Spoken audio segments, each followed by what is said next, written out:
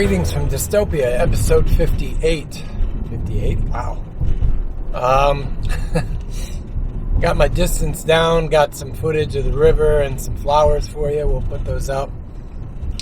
The two, I forgot what that flower is. It's the downward bell with the little points. I will leave the audio on that one because it looks, or it sounds like I actually captured the birds pretty good on that one. So, traffic circle. People forget how to drive. He left it and didn't signal. So I'm leaving it now, and I signal. It tickles me to death, Americans in traffic circles. They get so confused. Also had a temperature change. Recording temperature, light temperature. Set it up to 7,500 Kelvin just to see the difference.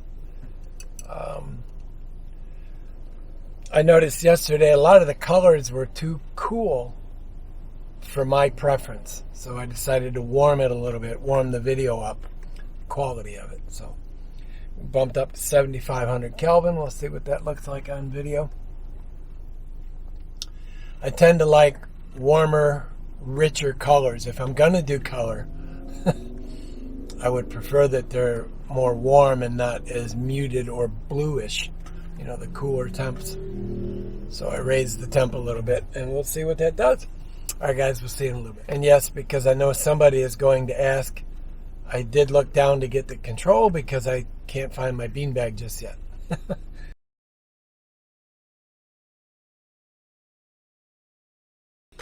The cargo holders are the Stay Hold brand. Let's get back where you can see that label a little bit. I believe I got these. I know I got the big orange ones that are in the back here. I don't know if you can see them or not. You can see the edge of one right over there. Right? Oh, over there. Right there. You can see the edge of one of them holding up that big, my bins. One is the kitchen, one has my fire pit and a bunch of other stuff in it. But yeah, I got most of these at Aldi, and at Amazon, and I think I found a couple smaller ones. I want to say it was at Walmart, a couple of the smaller ones, but they're all the same brand. Very, very handy.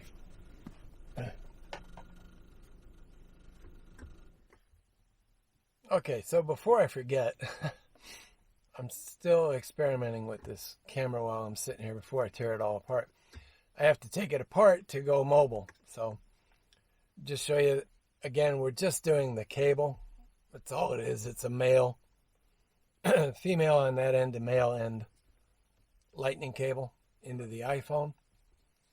And that's how I'm controlling it.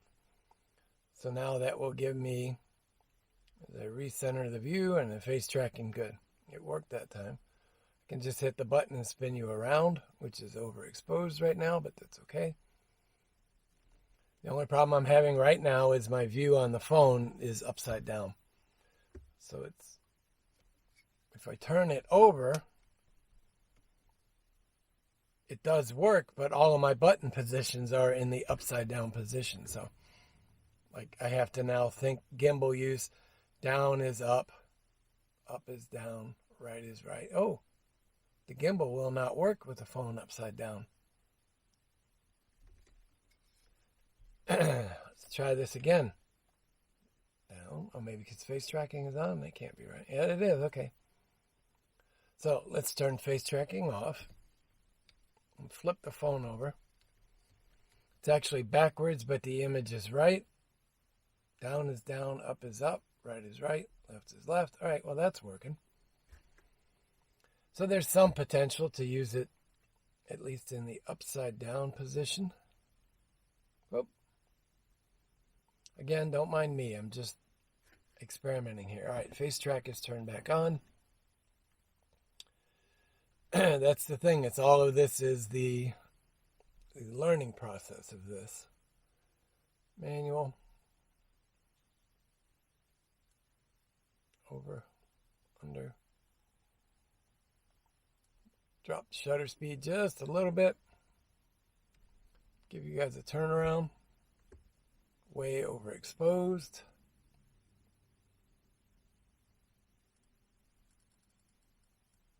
That should be way overexposed. Oh, not too bad.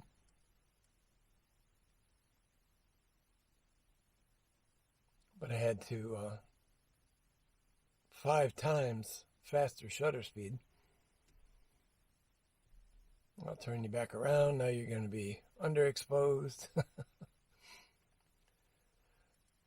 There's a lot of advantage to doing this on auto. Whoops, I'm going the wrong way.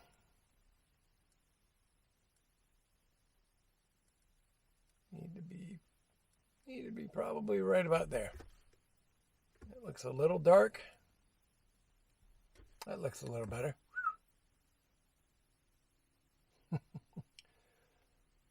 Face tracking is lost again. So there's some glitches to work out, but at least now my proof of concept for mobile recording is working. I could put the exposure system to auto. Can't do it while I'm recording. Hold on. All right, face tracking is on. It's set to auto exposure. Draw the box over my face again. Okay, you're back. I'm sure this is probably interesting to all of you. But you can maybe now get, oh, the sun's coming out, get a feel for what your favorite video folks on YouTube go through, I should say, to get all of this footage. So I have the 8 on there now. I was going to change my filter, but I think the 8 will probably work for this, for our walk. Okay, let me break this down and we'll go for a walk. Bye, guys.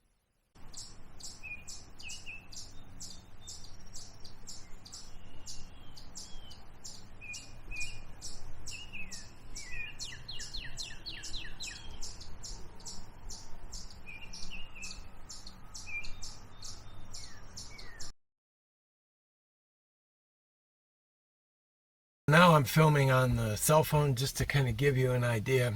I should have turned that camera view around, but this is the beginning of the frustration to go through all of this, because now I have to turn the camera off, take off our cable, take off the adapter temporarily. Now I have to remove the cage from the carrier.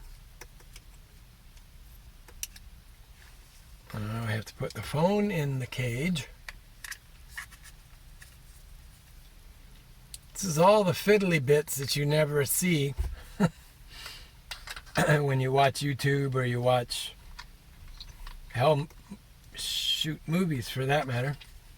Forgot to put the adapter back in. So I have to slide back in the lightning adapter so that it will hook up to the phone. But yeah, these are all the bits that go on behind the scenes in movies, and not that I'm doing movies, but I think you get my point. There's a lot of stuff that goes on that you never see. Okay. Whoops, turn the camera back on. Self-test. And let's talk about glitches in the matrix here. There's your glitch in the matrix. Frame too small. So now I'm filming you, filming me, filming you, filming me. If I just can't zoom on this thing, which gets a little annoying. But yeah, we're getting overexposure warnings, which is going to happen shooting against the window. Alright guys, we'll see you out there in a bit when we walk down to the river.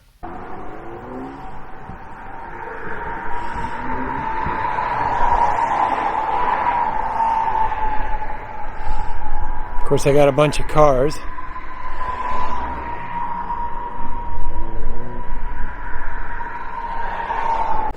So there you go.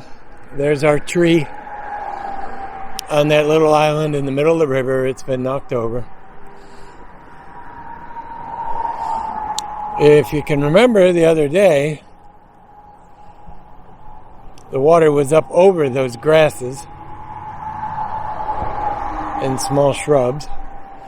So we're down about 2 feet.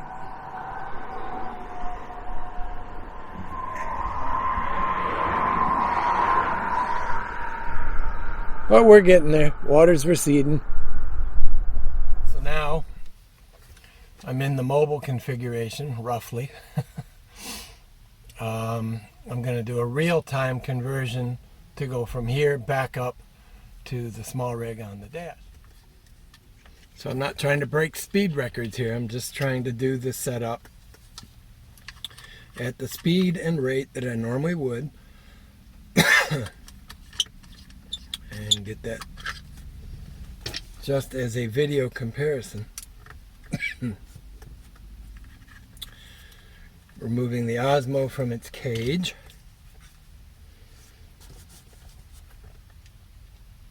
Putting the adapter back in. We're going to slide into the small rig. Whoa. Don't let go before you got it attached. Okay, small rig is back in. Reattaching my control cable. Bringing up the microphone. Plug it in. Reinsert the microphone into its cold shoe. Okay. Camera is back on. Cable is plugged back into the phone.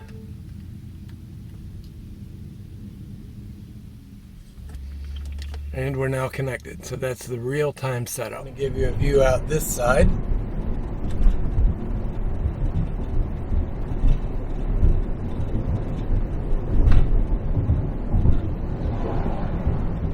Now let's come over and give you a view out of the other side. Yep, that's what we want to do. Bring you back to center. And spin you back around to me. Alright guys, that's it for today. Be good, be well. We'll see you in a minute. Bye-bye.